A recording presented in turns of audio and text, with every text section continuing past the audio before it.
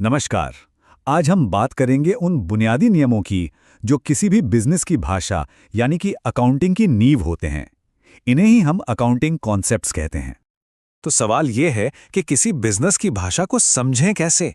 देखिए, हर बिजनेस अपने profit, loss, assets और लायबिलिटीज की एक कहानी बताता है। लेकिन इस कहानी को समझने के लिए हमें इसकी ग्रामर पता होनी चाहिए, और अकाउंटिंग के सिद्धांत ही वो ग्रामर हैं। तो सबसे पहला कदम, किसी भी चीज को नापने से पहले हमें ये तय करना होगा कि बिजनेस क्या है और क्या नहीं है। हमारी शुरुआत यहीं से होती है। तो सबसे पहला और सबसे जरूरी कॉन्सेप्ट, सोचिए, एक बिजनेस की न अपनी खुद की एक अलग पहचान होती है, बिल्कुल एक इंसान की तरह। वो अपने मालिक से, मैनेजर से, सबसे बिल्कुल अलग है।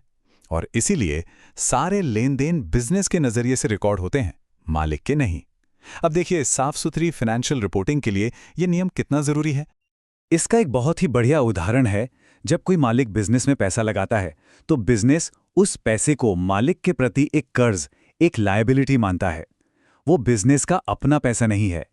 ये बात दिखाती है कि बिजनेस और मालिक दोनों कानूनी तौर पर कितने अलग हैं। अच्छा, अकाउंटिंग हमेशा ये मानकर चलती है कि बिजनेस लंबे समय तक चलता रहेगा, मतलब वो निकट भविष्य में बंद नहीं होने वाला। और इसी सोच की वजह से हम बड़ी बड़ी मशीनों या बिल्डिंग्स जैसी एसेट्स की कीमत को धीरे धीरे कई सालों में बांटते हैं, जिसे हम डेप्रिसिएशन कहते हैं। ऐसा नहीं करते कि आज ही उसकी बेचने वाली कीमत लगा दें। तो ठीक है, हमने बिजनेस की पहचान तो तय कर ली। अब अगला सवाल कि बिजनेस जो भी काम करता है उसे हम नापते कैसे हैं। चलिए अब इसे समझते हैं। अकाउंटिंग का एक सीधा सा नियम है, किताबों में सिर्फ वही लेन देन लिखे जाएंगे जिन्हें पैसे में नापा जा सके। अगर किसी चीज की कीमत रुपए, डॉलर या किसी और करेंसी में नहीं लगाई जा सकती, तो वो कितनी भी जरूरी क्यों ना हो, फाइनेंशियल स्टेटमेंट में नहीं आएगी।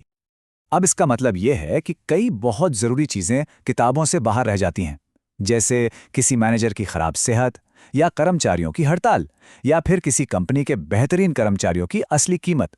ये सब चीजें बिजनेस के लिए बहुत मायने रखती हैं, लेकिन क्योंकि हम इन्हें पैसों में ठीक ठीक नहीं नाप सकते, अकाउंटिंग इन्हें रिकॉर्ड नहीं कर सकती। ये कॉन्सेप्ट बहुत सरल है। एसेट्स को किताबों में हमेशा उसी कीमत पर लिखा जाता है जिस पर उन्हें खरीदा गया था, यानी उनकी ओरिजिनल कॉस्ट पर।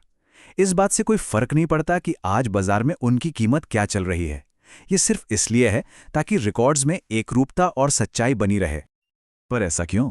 क्योंकि जो खरीदने की कीमत है वो एक पक्का सबूत है, उसे रसीद से वेरीफाई किया जा सकता है।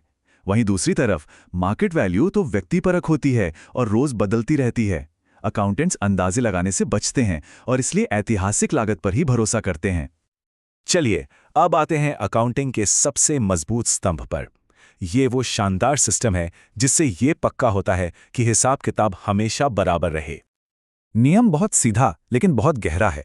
हर फाइनेंशियल ट्रांजैक्शन के दो असर होते हैं। हमेशा एक लेना होता है और एक देना। अगर एक अकाउंट में कुछ आता है तो दूसरे अकाउंट से कुछ जाता है। और यही है वो गोल्डन फॉर्मूला जो पूरी अकाउंटिंग को चलाता है। Assets is equals to capital plus liabilities.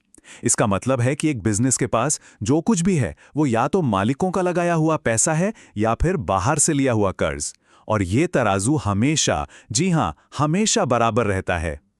चलिए इसे एक छोटे से एग्जाम्पल से समझते हैं। मान लीजिए एक मालिक ने बिजनेस में 50,000 रुपए कैश लगाए। तो अब क्या हुआ? एक तरफ बिजनेस के पास कैश यानी एसेट 50,000 रुपए बढ़ गया, और ठीक उसी वक्त बिजनेस की देनदारी, मतलब मालिक को जो पैसा वापस करना है, वो भी 50,000 रुपए बढ़ गई।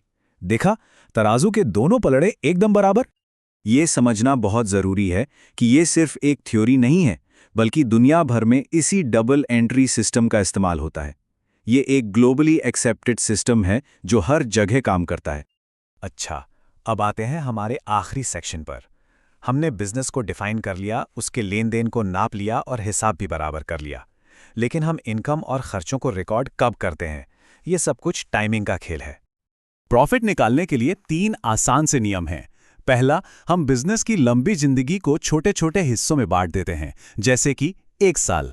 दूसरा, उस 1 साल की कमाई को ठीक उन्हीं खर्चों के साथ मैच करते हैं जो उस कमाई को करने के लिए हुए थे। और तीसरा, कमाई को तब रिकॉर्ड करते हैं जब वो पक्की हो जाती है, न कि तब जब कैश हाथ में आता है।